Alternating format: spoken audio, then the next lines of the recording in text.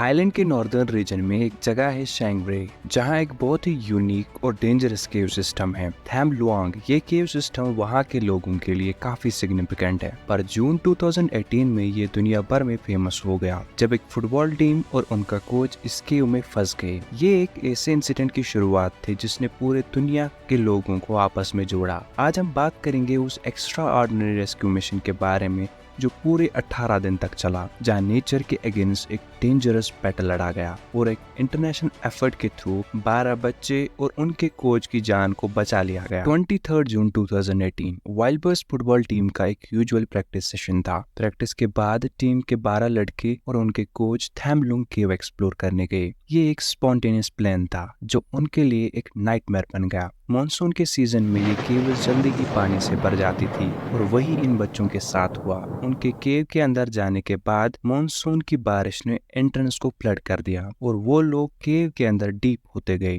किसी को पता नहीं था कि उन्हें ढूंढना और उनको वहां से निकालना कितना मुश्किल होने वाला था। थैम लुआंग केव सिस्टम का स्ट्रक्चर काफी कॉम्प्लिकेटेड और इंट्रिकेट है। ये केव सिस्टम अप्रॉक्स 10 किलोमीटर लंबा है, जिसमें नैरो पैसेज और वाटर फिल्ड टनल्स हैं। ये केव किसी भी इंसान के लिए एक बहुत बड़ा चैलेंज है, स्पेशली मॉनसून सीजन में। केव के अंदर भटकने का रिस्क बहुत हाई होता है और एक फ्लड होने के बाद ये एक डेथ ट्रैप बन जाता है। थाईलैंड का मॉनसून सीजन काफी अनप्रेडिक्टेबल होता है, बारिश कभी भी हो सकती है और फ्लड का लेवल बहुत जल्दी ही बढ़ जाता है। थैम लुआंग केव्स में ऐसी कंडीशंस में जाना एक बहुत बड़ा रिस्क होता है जो शायद इस टीम को पता नहीं। लोकल अथॉरिटीज ने रेस्क्यू मिशन को इनिशिएट किया। इनिशियली उन्होंने सोचा कि शायद बच्चों ने केव के किसी हाई ग्राउंड पे शेल्टर लिया होगा, पर जैसे ही उन्होंने केव के अंदर जाना शुरू किया तो उनको समझ आया कि पानी बहुत ज्यादा है और ये एक इजी टास्क नहीं होगा। जल्दी से उन्होंने फॉरेन डाइवर्स को बुलाया जो ऐसे सिचुएशन को हैंडल करने में एक्सपर्ट थे।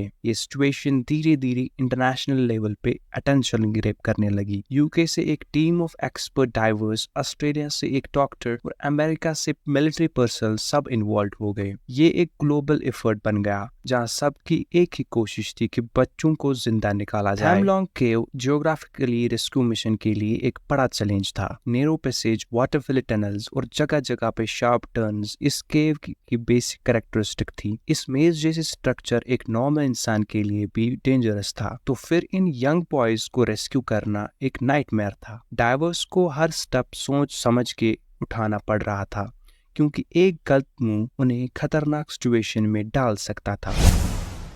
सबसे बड़ा चैलेंज था कंटिन्यूअसली बढ़ते पानी को कंट्रोल करना। पानी का लेवल हर वक्त बढ़ रहा था और ऐसे में डाइवर्स को उनके अपनी लाइव्स रिस्क में डालनी पड़ रही थी।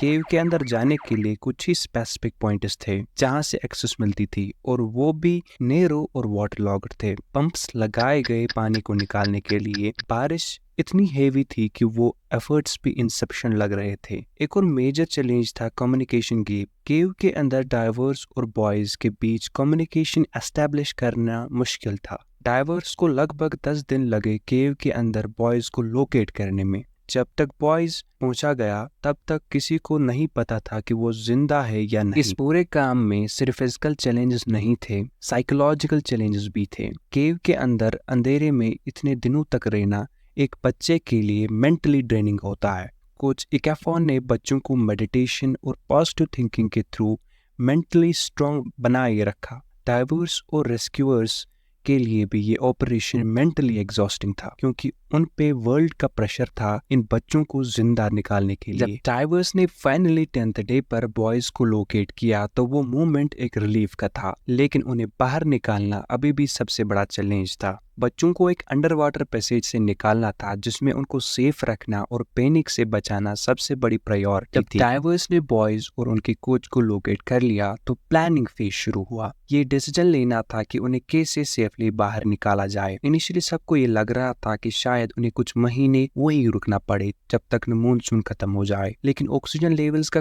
कंटिन्यूअसली कम होना, पानी का लेवल बढ़ना, ये दिखाता था कि ये वेट करना कितना डेंजरस हो सकता है। तो रेस्क्यूअर्स ने डिसाइड किया कि बच्चों को अंडर वाटर डाइविंग करा के ही बाहर निकाला जाए। लेकिन ये कोई सिंपल डाइविंग मिशन नहीं, स्पेशली बच्चों के लिए जो पहली बार ऐसी कंडीशंस फेस कर रहे थे। रेस्क्यू ऑपरेशन की एग्जीक्यूशन के लिए एक हाईली कोऑर्डिनेटेड प्लान बनाया गया। इस प्लान में डॉक्टर रिचर्ड हैरिस ने एक क्रूशियल रोल प्ले किया, जो एक ऑस्ट्रेलियन एनेस्थेटिस्ट और एक्सपीरियंस्ड केव डाइवर थे। उन्होंने डैशिंग का प्लेन पोज किया था ताकि बच्चों को पैनिक अटैक से बचाया जा सके। ये प्लान रिस्की था, लेकिन ये जरूरी था ताकि बच्चों को सेफली निकालना पॉसिबल हो। ऑपरेशन का एग्जीक्यूशन काफी केयरफुली किया गया। सबसे पहले एक एक करके डाइवर्स ने बेहोश बच्चों को ऑक्सीजन मास्क पहनाई, उन्हें सिक्योरली स्ट्रैप्स में बांधा और फिर अंडर वाटर पैसेज से जाने लगे। ये जर्नी 2-3 घंटे की थी, जिसमें उन्हें नैरो टनल्स, अंडरवाटर करंट्स और शार्प रॉक्स के थ्रू सेफ पैसेज देना था। 8 जुलाई से रेस्क्यू ऑपरेशन शुरू हुआ और हर रोज 4 बच्चों को निकाला गया। ये ऑपरेशन 3 दिन तक चला। पूरे टाइम एक सिंक्रोनाइज्ड एफर्ट के थ्रू डाइवर्स, मेडिकल टीम्स और मिलिट्री ऑफिशियल ने हर स्टेप केयरफुली प्लान किया था। जो आखिरी दिन था वो सबसे ज्यादा इंटेंस था, क्योंकि उनके पास कुछ ही घंटे बचे थे बिफोर के केव के अंदर बारिश के पानी का लेवल दोबारा डेंजरस हो जाता। लेकिन ये मिशन सक्सेसफुल हो गया और 10 जुलाई को फाइनल बॉय और उनके कोच को सेफली बाहर निकाला गया। ये एक हिस्टोरिकल मोमेंट था जब डाइवर्स ने एक इम्पॉसिबल मिशन को पॉसिबल बनाने में कामयाबी हासिल की। रेस्क्यू के बाद सभी बच्चे और उनके कोच को हॉस्पिटल में एडमिट किया गया। फिजिकल एग्जामिनेशन के बाद